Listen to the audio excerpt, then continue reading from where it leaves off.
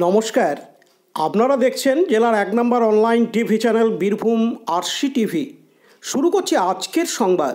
বিস্তারিত সংবাদে যাবার আগে দেখে নেব সংবাদ শিরোনাম।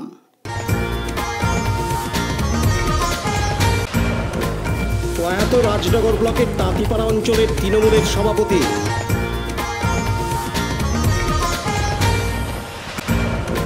কেন্দ্রীয় ট্রেড ইউনিয়ন সভার ডাকে মুরারোয় বিডিওকে ডেপুটেশন।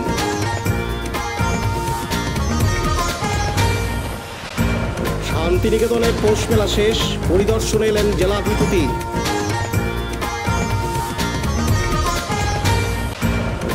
আলমবাবার মাজারের প্রবেশদ্বারের ভিত্তিপ্রস্তর স্থাপনের শুভ উদ্বোধন। পড়ুয়াদের উৎসাহিত করতে শিক্ষক শিক্ষিকাদের নানান অনুষ্ঠান বিদ্যালয়ে।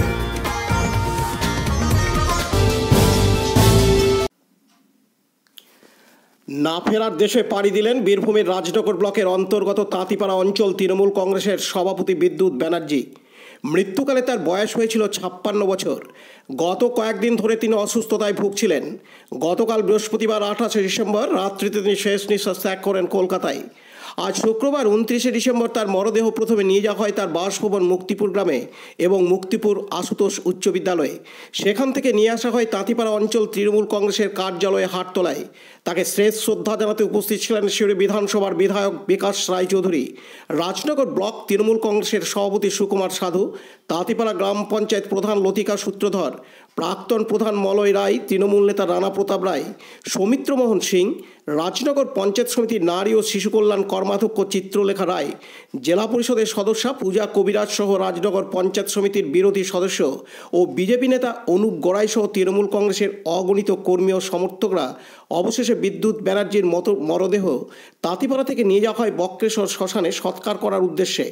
এদিন রাজনগর ব্লক তৃণমূল কংগ্রেসের সভাপতি সুকুমার সাধু জানান, ত্যাগ করেছেন আগামী গতকাল রাত ৬:২০ প্রায় ৯:৩০। আজকে তার স্মৃতি হবে। প্রথমে আমরা মুক্তিপুর হাই স্কুলেও পড়েছে ছিলেন এবং সবসময় মুক্তিপুর স্কুলের জন্য ও মাল্যদান হয়েছে। এক যে ওকে ওর নামে স্লোগান হয়েছে, আমাদের তাঁতিপাড়া অঞ্চলে একটা নক্ষত্র হলো। এটা আমরা কত বয়স হয়েছে? ওনার বয়স ম্যাক্সিমাম ৫৭। অসুস্থতা যে কী সেটাই তো আমরা বলতে পারছি না।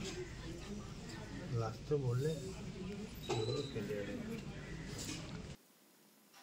সোমনাথ দেও খান আরশাদের রিপোর্ট, বীরভূম আরসি টিভি তাঁতিপাড়া। এখন বিজ্ঞাপন বিরতি, ফিরে আসছি বিরতির পর।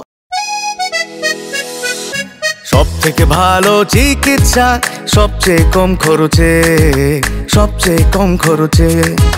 সব থেকে ভালো চিকিৎসা সবচেয়ে কম খরচে, সবচেয়ে কম খরচে। বিশ্বমানের স্বাস্থ্য পরিষেবা মিলবে দিনে রাতে, বিশ্বমানের স্বাস্থ্য পরিষেবা মিলবে দিনে রাতে। মণি মহেশ হসপিটাল, মণি মহেশ হসপিটাল, মণি মহেশ হসপিটাল, মণি মহেশ হসপিটাল। মণি মহেশ হসপিটাল, দুবরাজপুর, বীরভূম।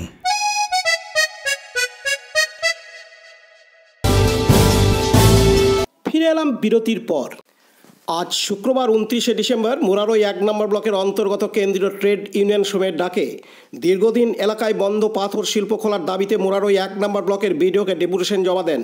এদিন ডেপুটেশন জমা দেওয়ার পাশাপাশি বিডিও অফিসের সামনে বিক্ষোভ দেখান কেন্দ্রীয় ট্রেড ইউনিয়নের কর্মী সমর্থকরা। তার আগে তাদের মিছিলটি গোটা মুরারোই বাজার পরিক্রমা করে। এদিন কেন্দ্রীয় ট্রেড ইউনিয়ন সমিতির তরফ থেকে জানা যায়, ক্যাশার মালিকদের সাথে ডাম্পার মালিক ও ট্রাক্টর মালিকদের মধ্যে রেট নিয়ে সমস্যা থাকায় তা এতদিন বন্ধ ছিল। তবে মুরারোই ১ নম্বর ব্লকের বিডিও বীরেন্দ্র অধিকারীর সাথে কথা হয়, তিনি আশ্বাস দেন ইউনিয়ন কর্মী সমর্থকদের। তারা আরও জানান, ভাবে আলোচনা বিডিও সাহেবের সঙ্গে হল। উনি অলরেডি ডিএমকে মেসেজ পাঠিয়ে দিয়েছেন যাতে ইমিডিয়েট খোলা যায়, কি উদ্যোগ গ্রহণ করতে হবে। এই গ্রিন সিগন্যাল উনি পাবেন তবে এটা করবেন। সম্ভবত উনি বললেন যে আমি এখন আজকে চলে যাব বাড়ি,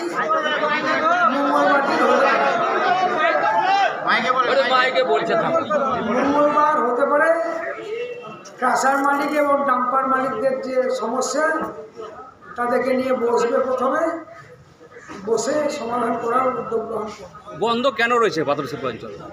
এটা ক্রাশার মালিক এবং ডাম্পার মালিকদের সমস্যা। কি দাবি রয়েছে তাদের? ওদের রেট নিয়ে, ডাম্পার মালিকদের যে রেট ওরা পায়, ওরা এখন রেটটা বাড়াতে চায়, এটাই ক্রাশার মালিকদের কাছে তাদের দাবি। দীপু মিয়ার report, Birbhum RC TV, Murarai. এখন বিজ্ঞাপন বিরতি, ফিরে আসছি বিরতির পর। RCS Network, high speed internet broadband cable TV and landline service provider, Dubrajpur, Birbhum. আমাদের এখানে পাবেন BSNL, RailTel, city alliance and Jio ফাইবারের internet, cable TV and landline টেলিফোনের কানেকশন নিতে যোগাযোগ করুন। দুবরাজপুর 034622962627 7449000072 9732202011 8207037404। সিউড়ি 034622999995 9647669665 7063544520। ফিরে এলাম বিরতির পর। শান্তিনিকেতনের ঐতিহ্যবাহী পৌষ মেলা গতকাল বৃহস্পতিবার 28শে ডিসেম্বর শেষ হয়েছে। সরকারি নিয়ম অনুযায়ী এই পৌষ মেলা 5 দিনের ছিল। নির্ধারিত সময় অনুযায়ী মেলা শেষ হয়ে গেছে, এবার মেলা ভাঙার পালা শুরু হয়ে গেছে। আজ শুক্রবার 29শে ডিসেম্বর থেকে সমস্ত দোকানপাট উঠে যাবে এবং মেলার মাঠ পরিষ্কার পরিচ্ছন্ন করে দেওয়া হবে বিশ্বভারতীকে। আজকে মাইকিং করে প্রচারের মাধ্যমে সকল দোকানদারদের কাছে আবেদন রাখা হয় তারা যেন নিজে নিজে দোকান উঠিয়ে নেন। এদিন মেলার দোকানপাট সকাল থেকে শুরু হয়ে গেছে ভাঙার কাজ। সেই ভাঙার কাজ দেখার জন্য পরিদর্শন করেন বীরভূম জেলার সভাধিপতি ফাইজুল হক ওরফে কাজল শেখ সহ বোলপুর পৌরসভার ভাইস চেয়ারম্যান ওমর শেখ ও অন্যান্য কাউন্সিলররা। এদিন জেলা পরিষদের সভাধিপতি কাজল শেখ জানান, আমরা সুষ্ঠুভাবে এই মেলাকে প্রশাসনিক সহযোগিতায় পরিচালনা করতে পেরেছি, তার জন্য মুখ্যমন্ত্রী মমতা ব্যানার্জিকে প্রণাম জানাই। কারণ পূর্বপল্লী মাঠে আগামী দিনে যাতে পুনরায় শান্তিনিকেতনের পৌষ মেলা করা যায় তার জন্য তিনি আবেদন রাখেন মুখ্যমন্ত্রী মমতা ব্যানার্জির কাছে। তিনি আরও মন্তব্য করেন, আমি খাবো না, কাউকে খেতে দেব না। তিনি এই পৌষ মেলার আয় ব্যয়ের হিসাব জানিয়ে দেবেন। আমি যেটা বলি সেটা করে দেখাই। তিনি আরও জানান, মেলা 7ই পৌষ এখানে শুভারম্ভ হয়েছিল। সোনার বাংলা মুখ্যমন্ত্রী মমতা বন্দ্যোপাধ্যায় দূরাভাষের মধ্য দিয়ে মেলার শুভ উদ্বোধন করেছিলেন এবং গতকাল রাত 10টার সময় আমরা জেলা প্রশাসনের পক্ষ থেকে আমরা বিভিন্ন জায়গায় পোস্টারের মাধ্যমে জানিয়ে দিয়েছিলাম স্টল যারা বিক্রেতা ছিল তাদেরকে উঠে যেতে হবে। তারা সে কথা মেনে নিয়েছে এবং স্টলগুলো প্রায় উঠে গেছে এবং তারা তাদের যে স্ট্রাকচারগুলো আছে সেগুলো ভাঙা কাজ চলছে। আমরা 5 দিনের জন্য বিশ্বভারতী কর্তৃপক্ষের কাছে এই পুরোপুরি মাঠটা চেয়েছিলাম, 5 দিন অনুমতি দিয়েছিলেন এবং তার পরবর্তী ক্ষেত্রে 48 ঘন্টা সময় দেওয়া আছে আমাদেরকে এই মাঠটা পুরো পরিষ্কার পরিচ্ছন্ন করে পূর্ববর্তী অবস্থায় ফিরিয়ে দেওয়ার জন্য, এবং সেটা আমার অঙ্গীকারবদ্ধ এবং 48 ঘন্টার মধ্যে পূর্ববর্তী অবস্থায় নয় তার থেকে ভালো অবস্থায় মাঠটা ফিরিয়ে দেবো। সেই জন্য এই যে বিশ্বভারতী সংলগ্ন এরিয়ায় যেসব ক্ষুদ্র ব্যবসা থেকে শুরু করে হোটেল ব্যবসায়ী যারা আছে, যাদের মাথায় হাত পড়ে গিয়েছিল, অর্থনৈতিকভাবে তাদের পরিকাঠামো ভেঙে পড়েছিল, সোনার বাংলা মুখ্যমন্ত্রী মমতা বন্দ্যোপাধ্যায় ঐকান্তিক প্রচেষ্টা এবং উদ্যোগে এবং বীরভূম জেলা প্রশাসনের সহায়তায় এবং বোলপুর মিউনিসিপ্যালিটির সহায়তায় এই মেলাটা যে পুনরায় অনুষ্ঠিত হলো তার জন্য সোনার বাংলা মুখ্যমন্ত্রীর নতমস্তকে প্রণাম জানাই আজকের এই পুরোপল্লী মাঠ থেকে। এবং আমি চাইব বা আমরা সকলে মিলিতভাবে চাই আগামী বছর যেন এই পুরোপল্লী মাঠে আমরা যেভাবে জাতি ধর্ম নির্বিশেষে সকল সম্প্রদায়ের মানুষ মিলিত হয়েছিলাম, মিলন মেলার একটা মিলন ক্ষেত্র তৈরি হয়েছিল, লক্ষ লক্ষ মানুষের সমাগম প্রত্যেক দিন ওইখানে হয়েছিল। বিগত দিনে এই পুরোপল্লী মাঠে মেলা যুগ যুগ ধরে হয়ে আসছে, সব রেকর্ডকে ছাপিয়ে গেছে।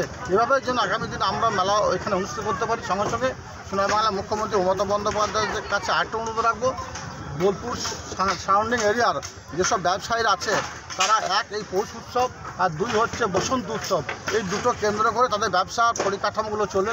ঘর সংসারে যেসব আর্থিক ব্যাপারগুলো অনটনের দিক থেকে তারা সুখ স্বাচ্ছন্দ্যের মধ্যে তারা থাকে, সেই অর্থনৈতিক পরিকাঠামোকে আরও উন্নত করার জন্য যেন বসন্ত উৎসবটা করতে পারি, তাই সোনা বাংলা মুখ্যমন্ত্রীর কাছে আমাদের করজোড়ে আবেদন। কাজী আমিরুল ইসলামের রিপোর্ট, বীরভূম আরসি টিভি, শান্তিনিকেতন।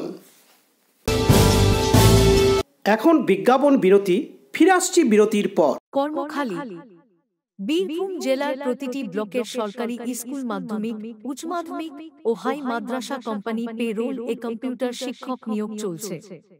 যোগ্যতা যেকোনো শাখার স্নাতক, computer diploma, BCA, MCA, BTech, MTech. বয়স 18 থেকে 35 বছর। এই সুযোগ নিতে সরাসরি অ্যাপ্লাই করুন। dlcrecruitment.org, helpline 9643015065। ফিরে এলাম বিরতির পর। দুবরাজপুর পৌরসভার 1 নম্বর ওয়ার্ডের রেললাইনের ধারে অবস্থিত শতাব্দী প্রাচীন আলমবাবার মাজার রয়েছে, কিন্তু আলমবাবার মাজারের কোনো গেট বা প্রবেশদ্বার নেই। আর সেই কারণেই আলমবাবা মেলা কমিটির উদ্যোগে গতকাল বৃহস্পতিবার 28শে ডিসেম্বর গেটের ভিত্তিপ্রস্তর স্থাপন করা হয়। এদিন জোহরের নামাজের পর আলমবাবার মাজারের বাইরে অর্থাৎ গেটের পাশে সালাত ও সালাম পড়া হয় এবং দোয়া খায়ের করা হয়। সেখানে উপস্থিত ছিলেন হজরত সৈয়দ আলহাজ আজিমুদ্দিন নৈমি, সৈয়দ বখতিয়ার উদ্দিন নৈমি, দুবরাজপুর পৌরসভার chairman Piyush Pandey, vice chairman Mirza Shaukat Ali সহ অন্যান্য কাউন্সিলররা, আলমবাবা মেলা কমিটির সদস্য এবং আলিম, উলামা ও ভক্তরা। এদিন উপস্থিত ভক্তরা আলমবাবার মাজারের গেটের নির্মাণ প্রকল্পে সাহায্যের হাত বাড়িয়ে দেন। পাশাপাশি আলমবাবা মেলা কমিটির সম্পাদক মোহাম্মদ রকিব জানান, এদিন গেটের ভিত্তিপ্রস্তর স্থাপন করা হলো। সকলের সহযোগিতায় এই কাজ চলবে, তবে এই গেট তৈরি করতে প্রায় 7 লক্ষ টাকা খরচ হবে। তিনি আরও জানান, আলমবাবার মাজারের সামনে মাজারের একটু গেট উন্নয়ন করছি, সেটা আমার মেলা কমিটির পক্ষ থেকে, আলমবাবা কমিটির পক্ষ থেকে এটা আমরা 5 জনের সাহায্য নিয়ে আমরা গেটটা উদ্বোধন শুরু করলাম। আমরা আজকে মূলত ভিত উদ্বোধন করলাম এবং হজরত সৈয়দ আজিমুদ্দিন সাহেবকে গিয়ে আমরা মশলা ঢালা করালাম।